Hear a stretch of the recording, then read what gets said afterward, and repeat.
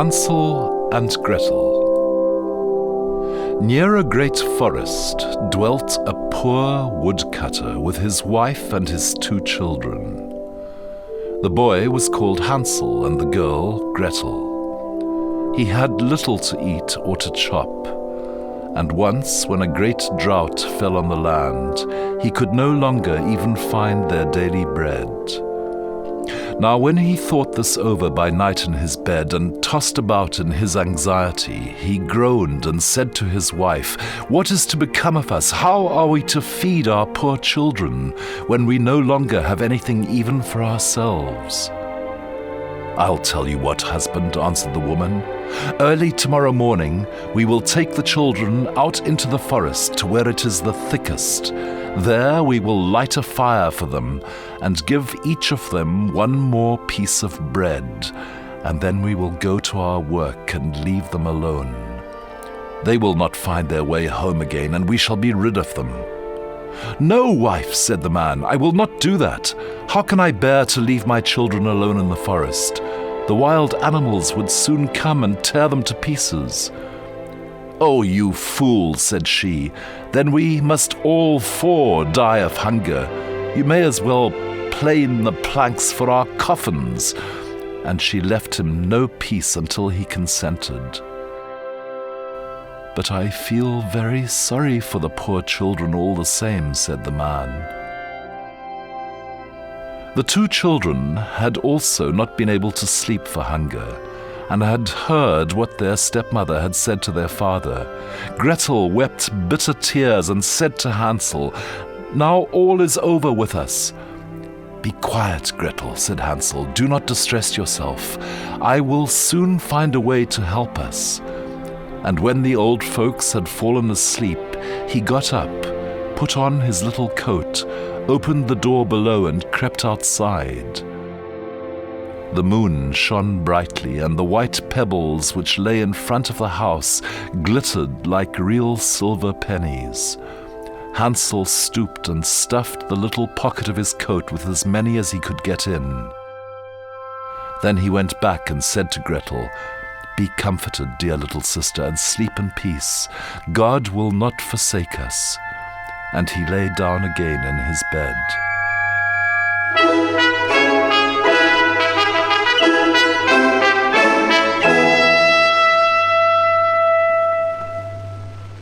When day dawned, but before the sun had risen, the woman came and awoke the 2 children, saying, "Get up, you sluggards! We are going into the forest to fetch wood."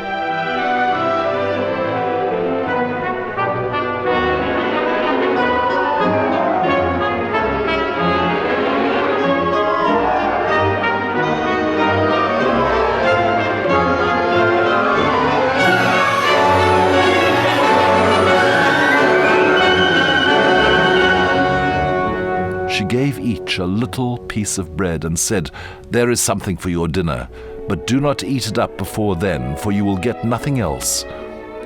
Gretel took the bread under her apron, as Hansel had the pebbles in his pocket. Then they all set out together on the way to the forest. When they had walked a short time, Hansel stood still and peeped back at the house, and did so again and again. His father said, "Hansel, what are you looking at there and staying behind for? Pay attention and do not forget how to use your legs." "Ah, father," said Hansel, "I'm looking at my little white cat, which is sitting on the roof and wants to say goodbye to me." The wife said, "Fool, that is not your little cat. That is the morning sun which is shining on the chimneys." Hansel, however, had not been looking back at the cat, but had been constantly throwing one of the white pebble stones out of his pocket onto the road. When they had reached the middle of the forest, the father said, "Now, children, pile up some wood, and I will light a fire, that you may not be cold." Hansel and Gretel gathered brushwood together as high as a little hill. The brushwood was lighted, and when the flames were burning very high, the woman said, "Now, children, lay yourselves down by the fire and rest. We will go into the forest and cut some wood. When we have done, we will come back and fetch you away." Hansel and Gretel sat by the fire, and when noon came, each ate a little piece of bread. and as they heard the strokes of the wood axe, they believed that their father was near. It was not the axe, however, but a branch which he had fastened to a withered tree, which the wind was blowing backwards and forwards. And as they had been sitting such a long time, their eyes closed with fatigue, and they fell fast asleep.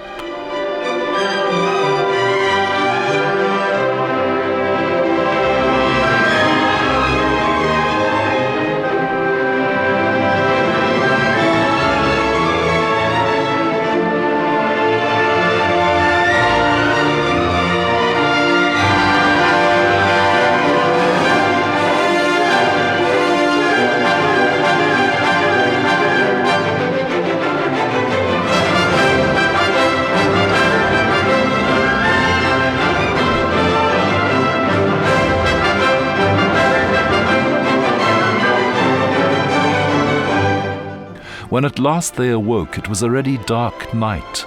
Gretel began to cry and said, "How are we to get out of the forest now?" But Hansel comforted her and said, "Just wait a little until the moon has risen, and then we will soon find the way." And when the full moon had risen, Hansel took his little sister by the hand and followed the pebbles, which shone like newly coined silver pieces, and showed them the way. They walked the whole night long, and by break of day came once more to their father's house.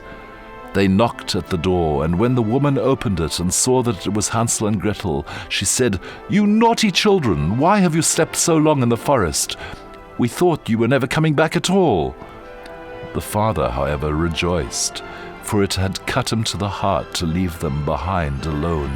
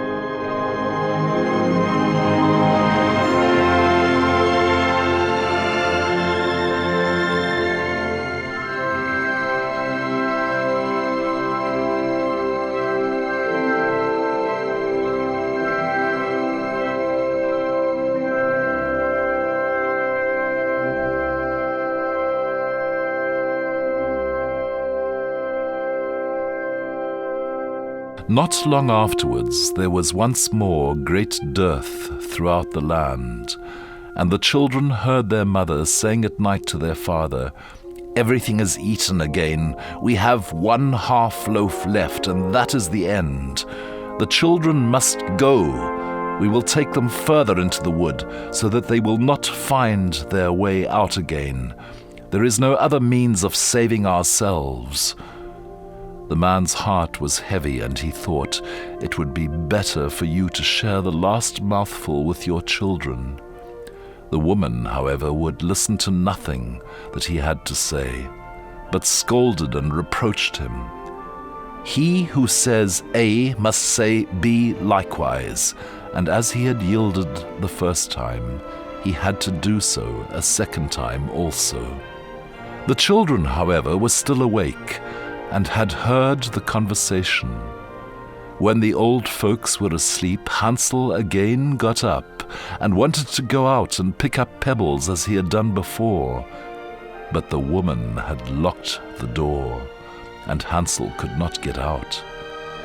Nevertheless, he comforted his little sister and said, "Do not cry, Gretel. Go to sleep quietly. The good God will help us." Early in the morning came the woman and took the children out of their beds. Their piece of bread was given to them, but it was still smaller than the time before. On the way into the forest, Hansel crumbled his in his pocket, and often stood still and threw a morsel on the ground. "Hansel, why do you stop and look around?" said the father. "Go on." "I'm looking back at my little pigeon, which is sitting on the roof and wants to say goodbye to me," answered Hansel. "Fool," said the woman, "that is not your little pigeon. That is the morning sun that is shining on the chimney." Hansel, however, little by little threw all the crumbs on the path. The woman led the children still deeper into the forest, where they had never in their lives been before.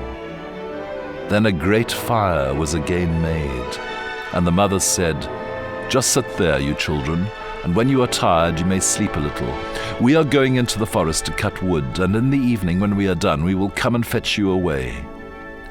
When it was noon, Gretel shared her piece of bread with Hansel, who had scattered his by the way. Then they fell asleep, and evening passed, but no one came to the poor children.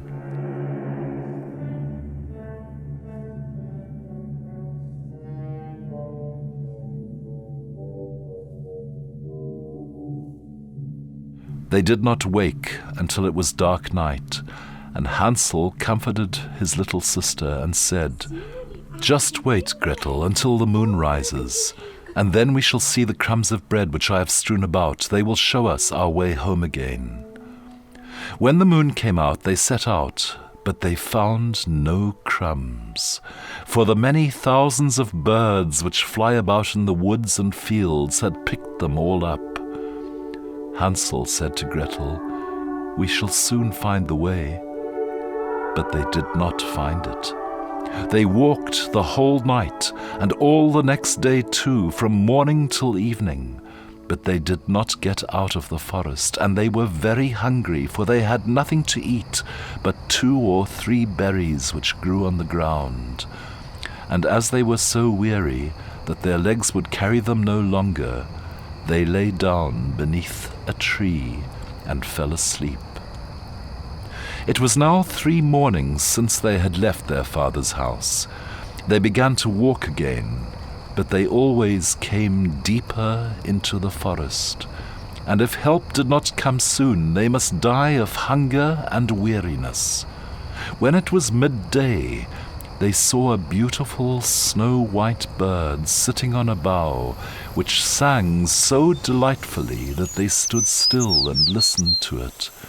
And when its song was over, it spread its wings and flew away before them, and they followed it until they reached a little house, on the roof of which it alighted.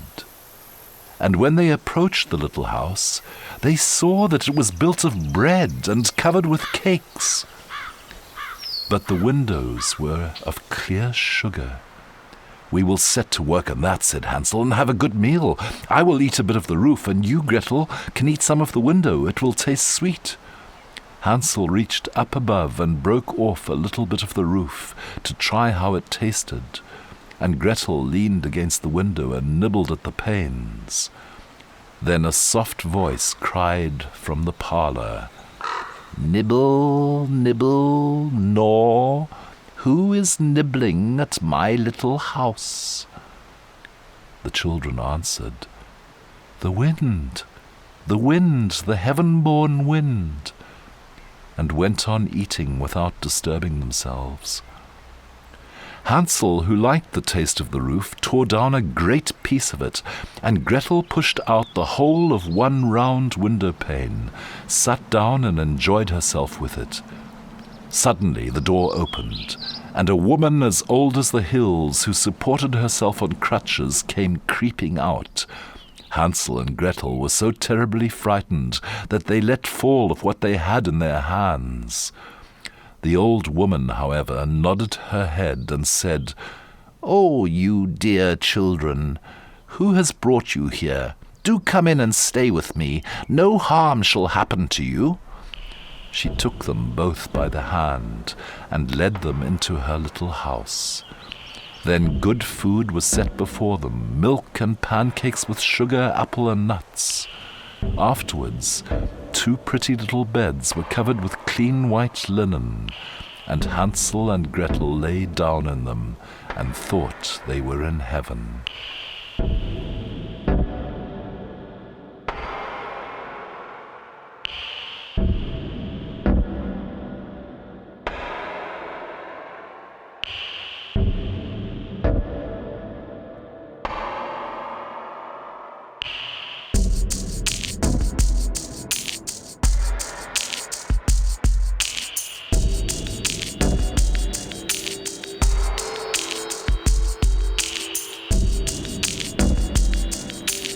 The old woman had only pretended to be so kind, but was in reality a wicked witch who lay in wait for children and had only built the little house of bread in order to entice them there. When a child fell into her power, she killed it, cooked and ate it, and there was a feast day with her. Witches have red eyes and cannot see far, but they have a keen scent like the beasts, and are aware when human beings draw near. When Hansel and Gretel came into her neighborhood, she laughed with malice and said mockingly, "I have them.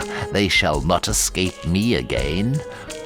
Early in the morning, before the children were awake, she was already up, and when she saw them both sleeping and looking so pretty with their plump and rosy cheeks, she muttered to herself, "That will be a dainty mouthful." Then she seized Hansel with her shriveled hand, carried him into a little stable, and locked him in behind a grated door. Scream as he might, it would not help him. Then she went to Gretel, shook her till she awoke, and cried, "Get up, lazy thing! Fetch some water and cook something good for your brother.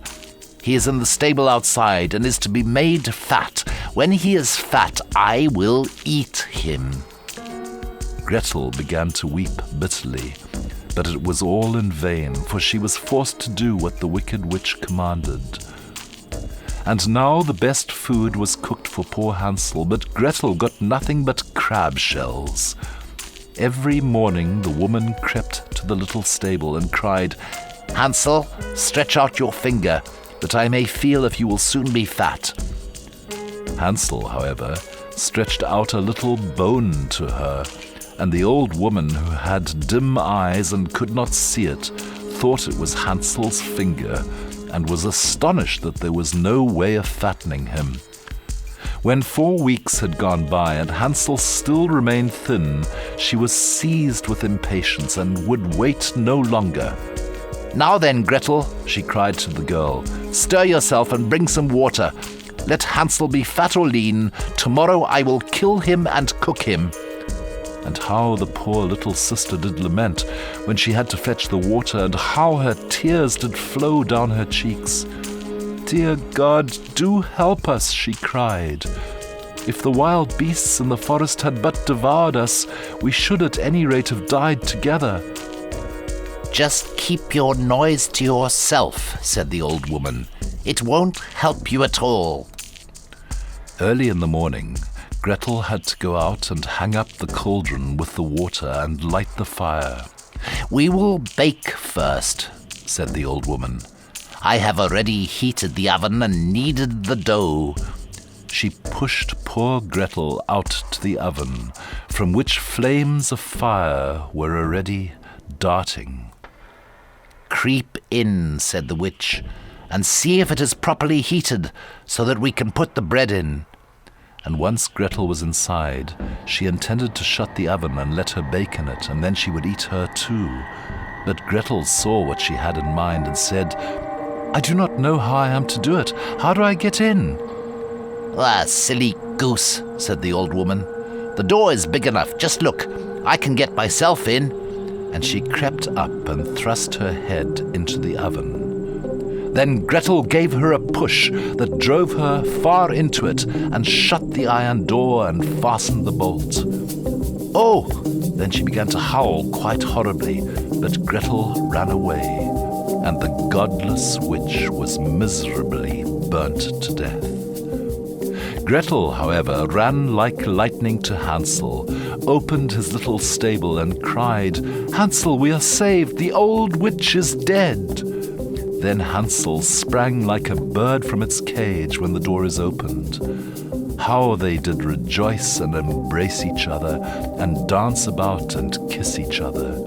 And as they no longer had any need to fear her, they went into the witch's house, and in every corner there stood chests full of pearls and jewels. "These are far better than pebbles," said Hansel, and thrust into his pockets whatever he could get in. And Gretel said, "I too will take something home with me," and filled her pinafore full. "But now we must be off," said Hansel, "that we may get out of the witch's forest." When they had walked for 2 hours, they came to a great stretch of water. "We cannot cross," said Hansel. "I see no footplank and no bridge, and there is also no ferry," answered Gretel. "But a white duck is swimming there. If I ask her, she will help us over." Then she cried, little duck, dost thou see? Hansel and Gretel are waiting for thee. There's never a plank or bridge in sight. Take us across on thy back so white." The duck came to them, and Hansel seated himself on its back and told his sister to sit by him. "No," replied Gretel, "that will be too heavy for the little duck. She shall take us across one after the other." The good little duck did so, and when they were once safely across and had walked for a short time, the forest seemed more and more familiar to them, and at length they saw from afar their father's house. Then they began to run, rushed into the parlour, and threw themselves round their father's neck. The man had not known one happy hour since he had left his children in the forest. The woman, however, was dead. Gretel emptied her pinafore until pearls and precious stones ran about the room, and Hansel threw one handful after another out of his pocket to add to them. Then all anxiety was at an end, and they lived together in perfect happiness. My tale is done. There runs a mouse. Whosoever catches it may make himself a big fur cap out of